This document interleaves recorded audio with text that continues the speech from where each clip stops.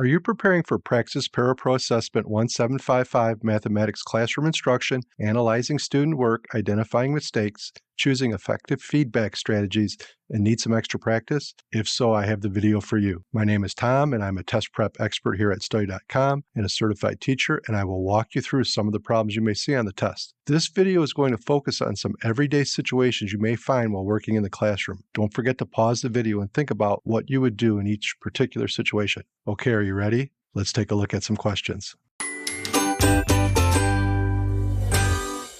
A paraprofessional is helping a small group of second grade students with subtraction. One of the students is struggling with regrouping tens as ones. Which of the following could the paraprofessional do to help the student? Is it A, have the student use base 10 blocks to represent the numbers? B, provide the students with extra problems to practice on their own? C, have the student practice single-digit subtraction instead? Or is it D, have another student give the student the correct answer? Okay, so I'm going to eliminate some possibilities here. So the first one I'm going to eliminate is giving extra problems to practice. Well, you haven't addressed the issue of why they're struggling with this, so the extra problems isn't going to help. The other thing I'm going to eliminate is C, have the student practice single-digit subtraction instead. So that's kind of going backwards and going to maybe a topic that they've already done well in and are moving on from, so we're going to eliminate C. D, have another student give the student the correct answer. Well, if students were working with other students, that's helpful, but just giving the answer is not going to be helpful for the student that's struggling.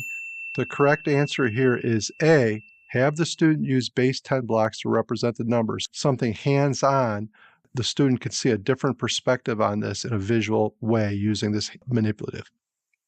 A paraprofessional is working with a group of students to help them understand the practical applications of exponents. They want to connect exponents to real-world scenarios. Which of the following would be the best real-world example of exponents for the paraprofessional to give the group to aid their understanding? Is it A, finding the perimeter of a garden bed? Is it B, estimating the speed of a car on the highway? Is it C, determining the growth of bacteria that doubles every hour? Is it D, calculating how much food is needed for a party? All right, so let's eliminate some possibilities. I'm going to eliminate A.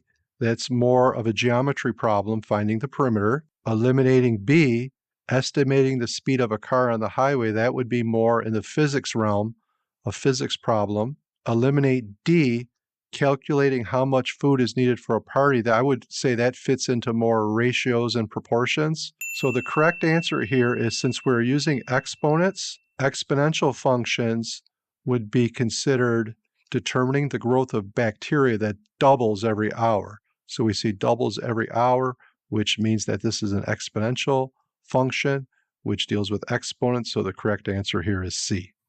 A paraprofessional is observing a classroom teacher facilitating a lesson on dividing decimals. A few of the students are struggling with the skill. Which of the following strategies would be most helpful for the paraprofessional to determine where the students are getting stuck? Is it A, have another student show them how to divide decimals? Is it B, have the students do 3 to 5 more problems? Is it C, allow the students to use a calculator to divide decimals? Is it D, have the students try a division problem using only whole numbers? All right, so let's eliminate some possibilities. We're not going to have them use a calculator if they don't know how to do the skill by hand yet. So we're going to eliminate C. Giving 3 to 5 more problems isn't beneficial if they still don't know how to do the skill. So the correct answer is going to be between A and D. Although A is a good strategy, have another student show them how to divide decimals, it's first important for the paraprofessional to go back and make sure that the student isn't struggling with the prerequisite skill of just division before we add the decimals to it. So the correct answer here would be D, have the students try a division problem using only whole numbers. A paraprofessional is working with a small group of students who are excelling with comparing two fractions. Which of the following would be most helpful for the students? Is it A, provide fraction bars for the students to use? Is it B, adding in a third fraction to have the students order from least to greatest?